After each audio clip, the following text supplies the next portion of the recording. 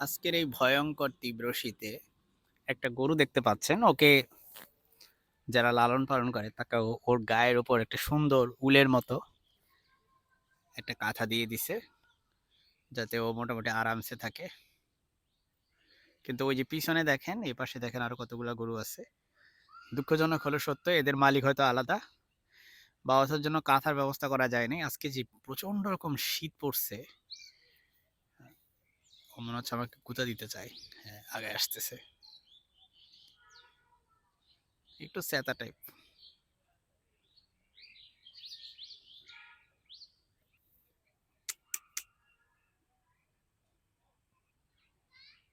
কিভাবে তাকায় আছে আমার দিকে ভাই, চোখগুলো ঘোরায় ঘোরায়।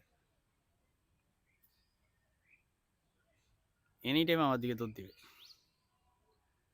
ভাই তুই ঘাস খা ভাই, ডিস্টার্ব করবো না।